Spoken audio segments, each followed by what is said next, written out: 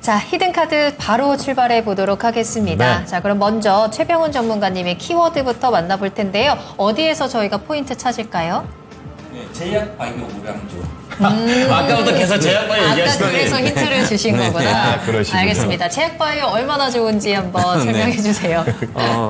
전체 이제 제약 바이오주는 모멘텀이 즉 상승 동력이 발생돼야 되는데 모멘텀이 네. 아주 중요한데 사실은 제약 바이오나 이런 쪽은 실적보다는 어떤 신약의 성공에 대한 거나 어떤 뭐 이슈가 큰 이슈가 있어야 되거든요. 그쵸. 오늘 뭐 최근에 뭐 코로나 확진자가 8만 명 이렇게 이슈가 있듯이 네.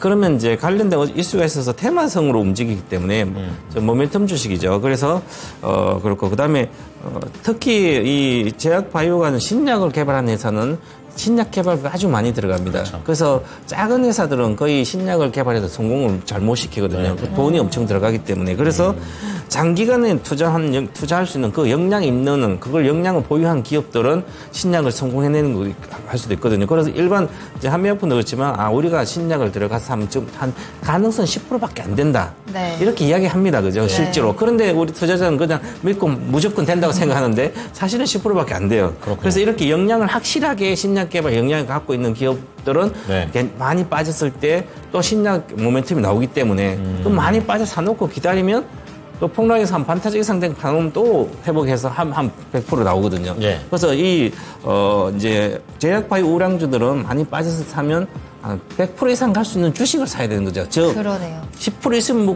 먹으려고 이 제약바이오주는 하면 안 되고 최소 아니죠. 50%에 그럼 난 100% 받는데 50%밖에 안 갈 수도 있잖아요. 그죠? 그래서 더블 이상 갈 수 있는 주식을 찾아서 해야 돼. 그게 하이리턴으로, 모멘텀 그죠? 네, 그 모멘텀이 강력해야 된다는 그렇죠. 거죠.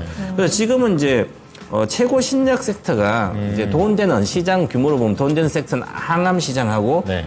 그다음에 당뇨 시장, 네. 그다음에 비만 시장입니다. 비만. 네. 그런데 지금은 항암하고 당뇨는 볼 필요가 없어요. 이 모멘텀으로. 항암과 당뇨 시장은 2010년부터 11년부터 바이오 시대가 시작됐을 때 네. 임상을 10년이 걸리거든 완성되는데 그래서 한 7, 8년 동안 2010년 11 투자해서 보유하면 그 10배, 100배는 가거든요. 그렇군요. 그래서 그 항암 제로는 모든 게 끝났습니다. 18년도에 끝났는데 코로나가 있어서 20년도, 10년, 유전자 진짜 이런 것은 20년도에 다 끝났고 네. 그러면 항암으로 뭐 신약 개발해서 항암 면역 항암제 이런 것은 기술적 올라가 봤자 네. 3배 이상 가기도 쉽지 않거든요. 그렇군요. 그래서 50%는 가겠지만 100% 그런데 그런 거 봐야 되고 그래서 지금은 비만 치료제를 미국의 제약사가 비만 치료 시가조 1등 가버렸잖아요. 성공해서. 일라이딜린가 그게? 네, 일라이. 저도 미국 가가지고 주사 한 번 맞고 오고 싶은 그런 생각이 무지하게 많거든요. 그래서 시간이 없어서 못 가고 있는데 그게 이제 우리나라에 들어와가지고 우리나라가 CMO 해서 그 미국 거를 우리나라에 생산해가지고 팔 수 있는 그런 회사도 좀 찾아야 될 것 같고 그 다음에 비만이 관련된 게 나오면 주식은 이게 아마 다른 어떤 항암보다 몇 배는 갈 걸로 보입니다. 비만, 탈모 이런 거. 예. 알겠습니다. 확실히 요즘 제약바이오 움직임이 심상치는 않거든요. 그쵸? 자, 그러면 비만과 관련된 후보 종목들 어떤 게 있는지 한번 좀 찾아봐야겠습니다. 네. 히든카드 후보 종목 바로 만나보시죠. 자, 오늘도 6가지 히든카드 기다리고 있고요. 네. 사실 비만이라는 건 꼭 비만이 아니더라도 내가 조금만 살이 쪄도 우리는 모두가 살이 빼고 싶어하는 또 욕망들이 있기 때문에 그 멋있고 수요층이 싶어요. 굉장히 넓을 것 네, 같아요. 그렇습니다. 자, 히든카드 바로 뒤집어 보도록 하겠습니다. 네. 유한양행 있고요. 어. 한미약품 또 얼마 전에 이슈와 함께 좀 주목을 받았죠. 그쵸. 셀트리온, 녹십자, HLB, SK 바이오사이언스까지 들어와 있습니다. 우리 시청자님들이 선택하신 종목들도 있어요. 유한양의 그래요? HLB. 아, 예. 과연 그 종목들일까요? 자, 오늘의 히든카드 어떤 종목인가요? 한미약품입니다. 한미약품입니다. 한미약품. 바로 설명 들어볼게요. 2분기 실적이 발표된 이건 매출은 3,427억 괜찮게 나왔어요. 그럼 이익은 좀 많이 줄었거든요. 예상보다 안 나오는데 332억. 네. 이렇게 뭐 제약사가 300억대 나오면 잘 나오는 거죠.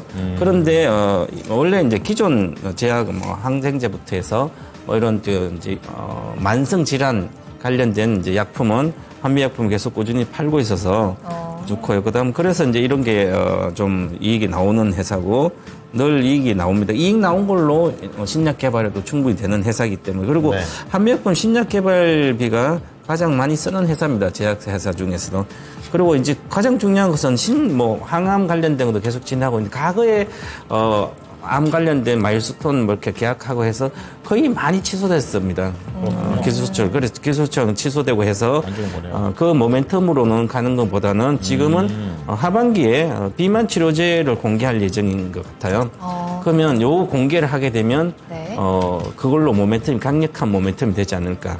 뭐 효과가 있는지 없는지 잘 모르지. 일단 듀얼 어고니스트라는 게 EB상까지 이제 게시가 됐는데 하반기에 요 관련된 게 나와서 어떤 뭐 효과라 이런 거 보지 않을까. 물론 신약이 바로 나온 건 아니지만 그래서 요걸 보고 있어야 돼요. 그다음에 또한 그다음에 평택에 바이오 공장이 있는데 여기에 신규 비만 치료제 이제 수주를 해서 생산을 대신 해줄 생각 같아요. 비만 치료제. 그렇게 봐야 될 것 같고요. 예. 네. 그렇습니다.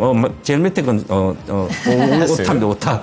알겠습니다. TDR. 그래서 SK 하이닉스인 줄 알았어요.